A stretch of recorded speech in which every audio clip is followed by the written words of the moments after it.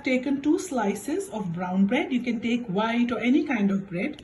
People like to take out the edges of the bread when they are making the bread rolls. However, I am not doing that because I want all these, there are seeds in these breads, which I really want all these things to remain in there.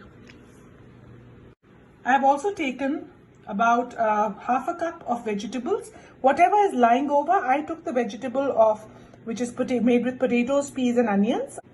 But you can take any kind of filling as well. It can be made with cottage cheese, paneer, or just mixed vegetables, mushrooms. You can take minced chicken, whatever you like. It should be, but it is mashed so that it doesn't come out of it.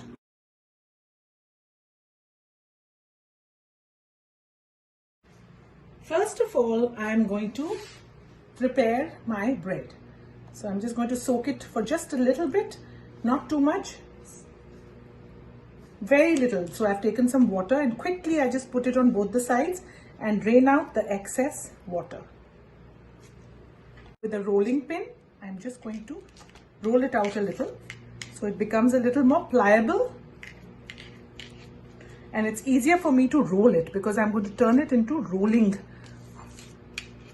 I'm going to turn it into round oblong rolls. Now I'm going to take the mixture that I had made from my vegetable, leftover vegetable, or any kind of filling that you choose to put in. People also like to put in just cheese in it also. Cottage cheese, ricotta cheese, whatever kind of filling you want in it. Now this is a little tricky part. Pick it up very gently in your palm. Try to tighten the filling and stuff it in properly, and then just roll it over like this. In between your two palms, you are just going to make a little roll out of it and just seal it because it already has water, so we don't need to put in more water or any kind of a sealant.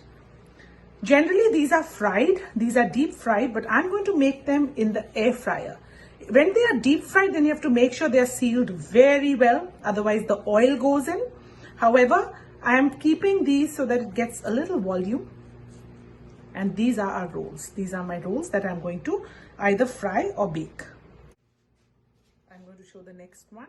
I've picked it up and then I'm just going to fold it, one in, one here, very gently. It's already wet, so just try to seal it from all the sides and then pinch it so it sticks. Generally, if you take out the edges, then it sticks very well. My hands are absolutely dry. I'm just pushing them in like this, making them into this kind of a shape. That's it. We are ready to bake it. In my air fryer, I'm going to spray a little bit of the cooking oil or the baking spray. Very gently I'll pick it up, shape it again and put it on one side. Then pick up the second one gently and put it in there. You can make it ahead. This stage you can do earlier and put it in the fridge also, so that when you're ready to serve, you can bake it. But don't keep it for too long because they start getting very, very soggy. Now we take the spray again and spray a little bit over it. Maybe if you don't want the spray, you can use about half a teaspoon to a teaspoon of oil in it as well. Now I'll put it in the air fryer, and then the temperature has to be, turn it on. Temperature has to be 350 degrees. Time is 15 minutes. So 15 minutes at 350 degrees Fahrenheit, I have started it. After 15 minutes, you can say it has really been baked very well.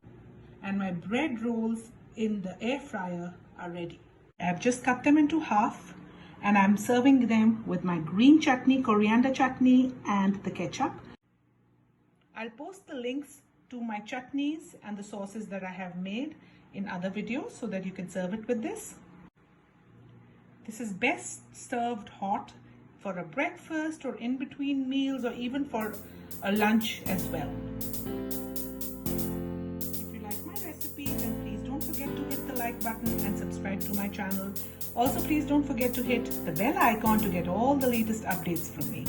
Thank you.